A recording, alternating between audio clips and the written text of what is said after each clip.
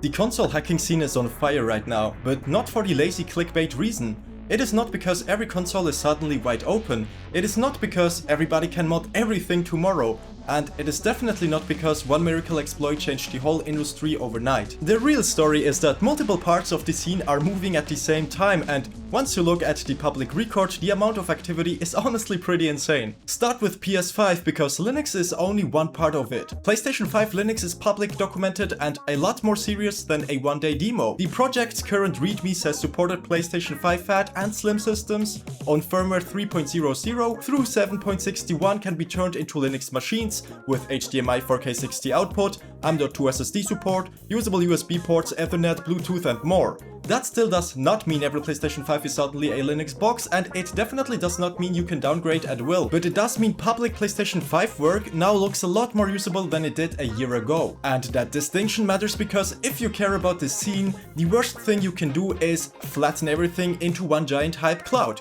If we are real about what is public, what is private, and what is just proof of concept, this stops being fake drama and starts becoming one of the most interesting moments console modding has had in years. And if you only talk about Linux, you miss the rest of the PlayStation 5 picture. FULU now has an active PlayStation 5 bounty on its public site, and FULU's posted rules say bounties start at $10,000 and then get public donations matched one for one up to another $10,000. Red's reporting on the project makes the bigger point clear. This is not just about one exploit dropping tomorrow, it is about the ownership and right to repair side of the scene openly trying to fund ways for people to regain control over hardware they already bought. And honestly, that is why this matters to this channel too. If you have been watching for hardware experiments, weird console ideas, and the kind of project that sit right between curiosity and absolute chaos, then you are already liking this. So please like the video. But the momentum doesn't stop here. Kstuff Lite is one of the clearest signs that the PS5 scene is still moving forward. The latest public releases support firmware 3.00 through 12.7T, but Echo Stretch has also confirmed that support for the entire 13.xx firmware line is already finished internally. That is a big deal because it shows development is staying ahead instead of waiting for the next public exploit. The tools are still being maintained, new firmware is still being supported, and the scene continues to move forward. And it's not just the Homebrew that's moving forward, PlayStation 5 Emulation is making steady progress as well. Just recently developers managed to boot Astrobot all the way to its logo screen in the experimental Sharp Menu emulator. It's obviously nowhere near playable yet, but even reaching that point is another reminder that emulation is continuing to advance one step at a time, and that almost daily. Now, I want to be careful here because this is where bad videos usually start lying. There is always a huge difference between what is public released, what developers say they have internally, and what people on social media assume is basically done. The clean beginner takeaway is this: PlayStation 5 has real momentum, but momentum is not the same thing as universal access. If your firmware is too high, that still matters. If your model isn't supported, well, that still matters. And if you hear someone implying that all PlayStation 5 are basically open, now slow down, because that's not what the public evidence shows. But hey, still, the direction is obvious. Linux is real, public tooling is expanding, and when a scene starts producing things that look useful instead of merely symbolic, interest explodes, and the fact that FULU is now offering a $10,000 to $20,000 PlayStation 5 exploit bounty only reinforces that momentum. Now, the original Switch scene isn't slowing down either. Even after 9 years, Atmosphère, Hekate, and the rest of the Homebrew ecosystem are still actively evolving alongside the latest firmware. And this is where people who only watch the flashy exploit headlines miss the point. A major hacking scene is not just measured by whether a new exploit drops, it is measured by whether the ecosystem is still being maintained. Are the core tools updated? Do users still have clean loaders? Do developers still care enough to refine the boring infrastructure? On original Switch, the answer is clearly yes. And maybe the best example of that is Checkpoint 4.0.0, which is probably the best single example of why the original Switch scene still feels vibrant. Bernardo literally called it the largest checkpoint update since the app first released 9 years ago, and the release was not tiny filler. It brought a redesign, settings management, and a larger quality of life jump that makes the project feel renewed instead of merely preserved.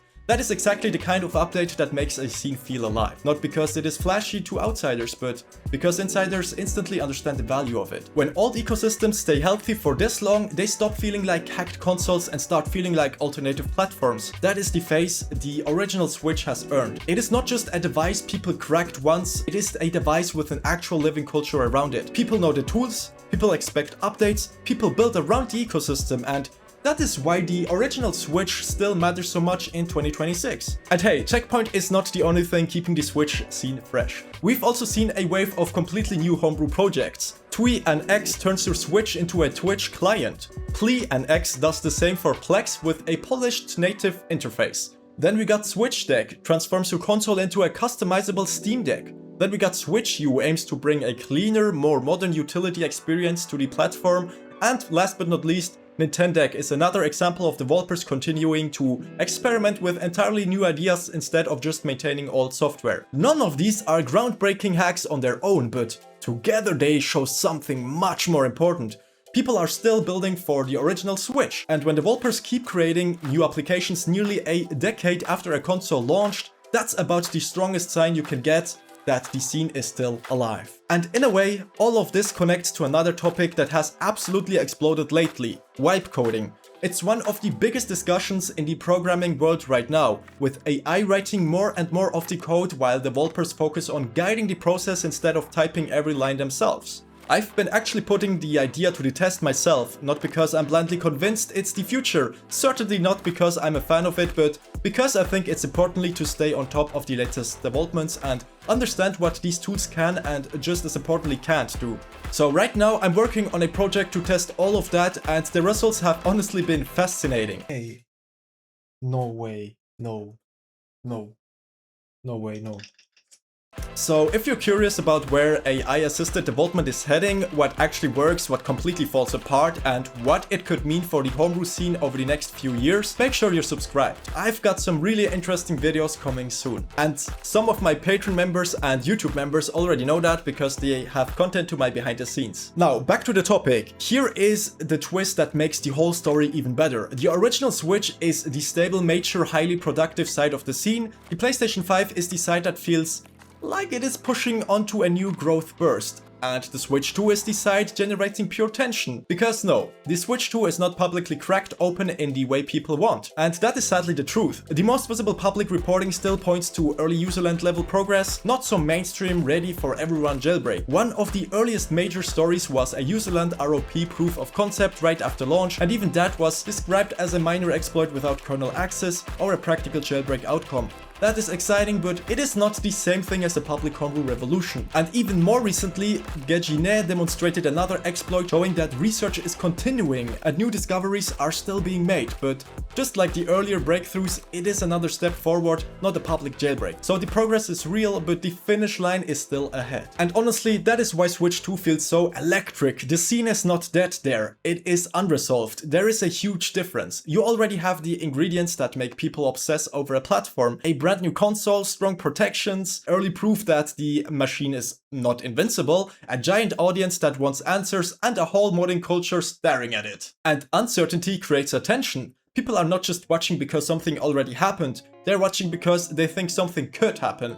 And when you combine that with the original Switch still being extremely alive and the PlayStation 5 suddenly looking more interesting than it did a year ago, you get this strange perfect storm where the entire console hacking conversation feels active at once. And honestly, that is pretty rare. Usually one scene is booming while the others are quiet, usually one platform has the breakthrough while another is basically in maintenance mode. Right now the energy is split across 3 different kinds of momentum: public expansion on PlayStation 5, major ecosystem strength on original Switch, and high tension research on Switch 2. And in a weird way, that ties directly back into the story. Because whether it's developers writing exploit by hand, communities maintaining homebrew for nearly a decade, or people experimenting with entirely new AI-assisted workflows, they're all trying to answer the exact same question: how much more can we get out of these machines than the manufacturer ever intended? And if you want my honest read on where this goes next, it is this. The original Switch will probably stay the most practical and creative homebrew playground in this conversation for a while.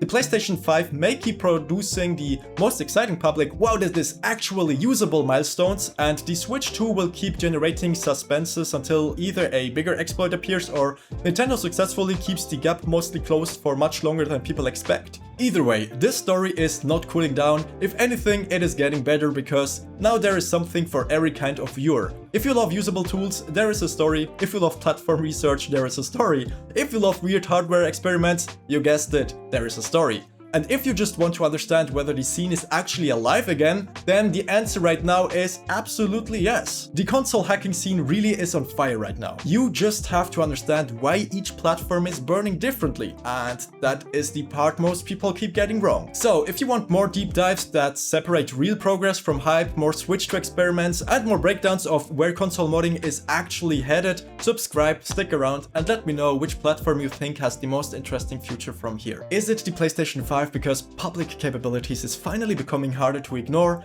Is it the original Switch because nothing kills that ecosystem? Or is it a Switch 2 because the biggest story is the one that still has not happened yet? Either way, it is one of the best times in years to be watching the scene, and I have a feeling it is only getting started.